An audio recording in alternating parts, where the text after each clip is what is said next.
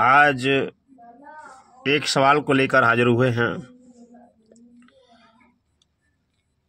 आप लोगों ने महात्मा ज्योतिराव फूले का नाम सुना है। महात्मा ज्योतिराव फूले उस समय इन्होंने संघर्ष किया था। सबसे बड़ी बात तो ये है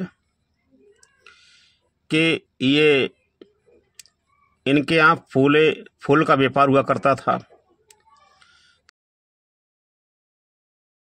तो वहाँ मुंशी का काम एक ब्राह्मण समाज का लड़का दिखता था, वो इनका मित्र था। तो उस ब्राह्मण समाज के लड़के की शादी थी, तो उस लड़के ने इनको, तो इसी बात को लेकर महात्मा ज्योतिराव फूले अपने मित्र की शादी में शामिल होने के लिए गए। तो वहाँ पर जाके देखा तो ब्राह्मण समुदाय के लोगों ने देखा कि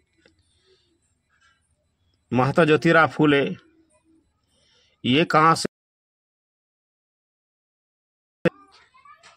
बारात में सभी रिश्तेदारों ने बहिष्कार किया, घर के लोगों ने बहिष्कार किया।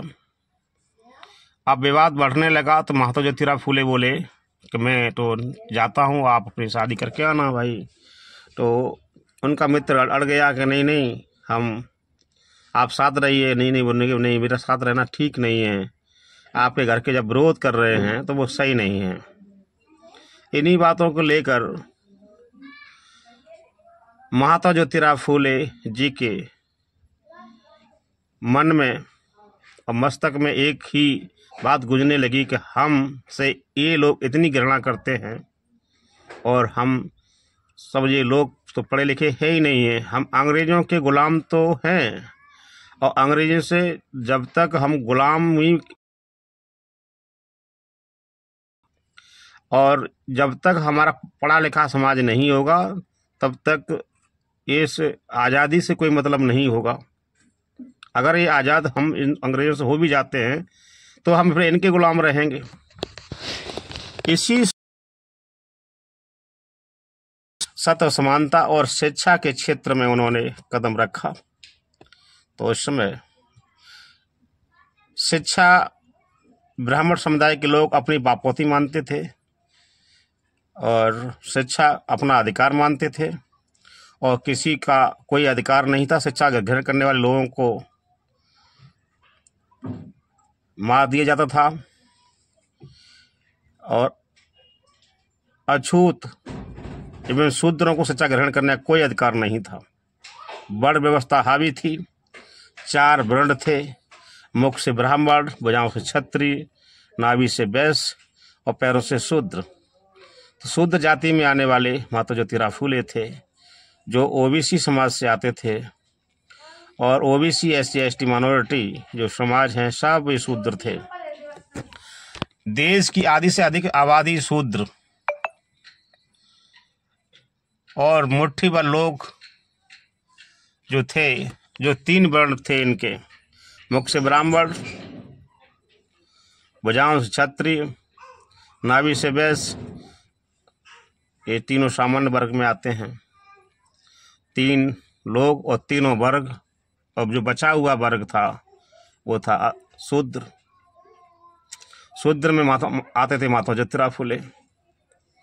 जब उन्होंने पढ़ने के क्षेत्र में जो कदम रखा, छोटी सी उम्र थी, तो सबसे पहले इन्हीं ब्राह्मण समुदाय के लोगों ने इनका विरोध किया।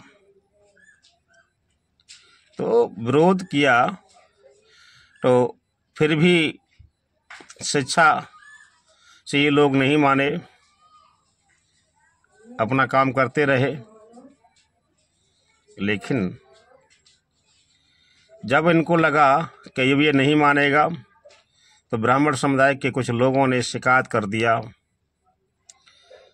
गोविंदराव जी से, यानी फूले जी के पिताजी से, कि तुम्हारा लड़का हमारी जो बनाए हुए रीत रिवाज है इनको तोड़ रहा है और नियमों को तोड़ रहा है, हमारे विधान को ख़त्म कर रहा है। इसे रोको, नहीं है तो हमसे रास्ते से हटा देंगे। तो गोविंदराव जी डर गए। डरने के कारण उन्होंने मना किया। जब मना किया ज्योतिराव फूले जी से, बात ज्योतिराव फूले जी नहीं माने कि नहीं पापा, ये तो अगर पढ़ा लिखा समाज नहीं होगा, पढ़े लिखे नहीं होंगे तो जानवर के समान होंगे, उनका जीवन पशु के समान होगा, उनका कोई जीवन नहीं होगा। इन्हीं बातों को लेकर जब फूले जी नहीं माने तो ब्राह्मण समाज के कुछ लोगों ने उनको सलाह दी गोविंदराम जी से, ऐसा करो इसकी शादी करा दो। तो साथियों, 13 साल की अल्प आयु में महात्मा ज्योतिराव फूले जी की शादी 9 वर्ष की कन्या सावित्री फूले के साथ में कर दी गई। अब उन्होंने सब शादी कर दी और उनको शादी सुविधाएं उपलब्ध करा दी कि घर से बाहर नहीं निकले। लेकिन कहते हैं प्रकृति का नियम कुछ अलग होता है। प्रकृति बदलाव लाती है और प्रकृति का ये नियम कोई तोड़ नहीं सकता। जब वो उनको घर में बंद कर दिया, अब उनको पढ़ने का कीड़ा काटने लगा, तो उन्होंने कहा कि मैं ऐसे कब तक वो करूँगा। तो उन्होंने, अरे मेरे पास में ये लड़की आई है, ये लड़की तो पढ़ी लिखी ही नहीं है, उनका दिमाग वहाँ गया। उन्हें चलिए, तो उन्होंने सावित्रीबाई फूले को पढ़ाने का काम शुरू किया। वो पढ़ी लिखी नहीं थी, उनको पढ़ाया लिखाया तो वो भी पढ़ने लगी। अरे ये तो अच्छा काम है। अब ब्राह्मण समाज के लोग ये देख रहे थे कि अब ये कैसे चल रहा है। उन्होंने देखा, अरे हम तो फूले से परेशान थे, उसने इस लड़की को भी पढ़ा लिया, अब एक से ये 2 हो गए। तो गोविंदराव से फिर शिकायत की। तो गोविंदराव से शिकायत की तो उन्होंने उनको कहा, गोविंदराव जी ने, कि देखिए फूले, कि तुमको तो एक चीज़ ग्रहण करनी, एक चीज़ को नोट करना पड़ेगा, या तो आप इस घर में रहेंगे तो पढ़ाई लिखाई छोड़नी पड़ेगी, अगर आप पढ़ाई लिखाई नहीं छोड़ते तो आप घर को छोड़ सकते हैं। तो महात्मा ज्योतिराव फूले जी ने, देखिए कोई भी क्रांति होती है पहले विरोध घर से ही होता है। तो उन्होंने क्या, उन्हें छोड़ दिया, घर को ही छोड़ दिया। तो उन्होंने लोगों ने चल दिए लेके। जब घर से गए, कुछ था नहीं इनके हाथ में, तो बहुत कष्ट का विषय था। तो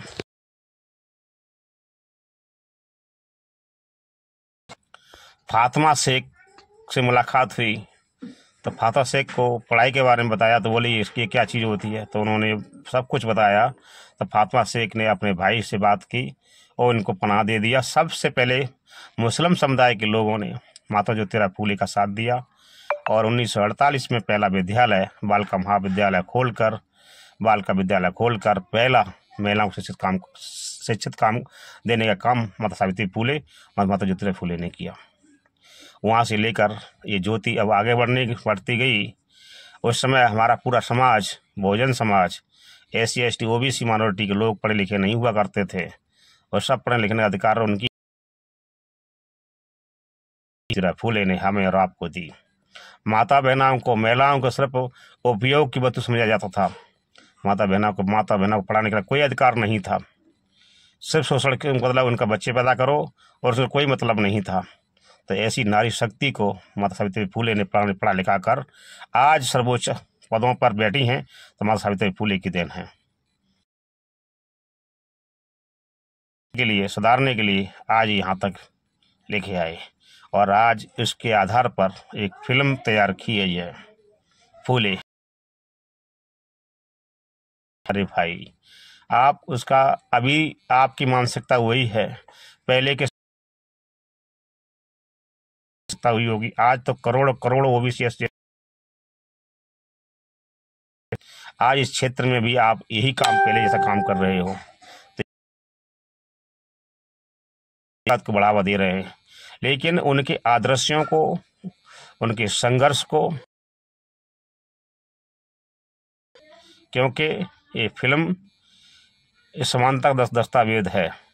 सत्य, समानता और शिक्षा के संघर्षों का प्रतीक है महात्मा ज्योतिराव फूले, जो शिक्षा के अग्रदूत हैं। मैं उनको कोटि कोटि प्रणाम करता हूं और राष्ट्रमाता, भारत की प्रथम शिक्षिका माता सावित्रीबाई फूले को नमन के लिए अपना जीवन न्यौछावर किया है।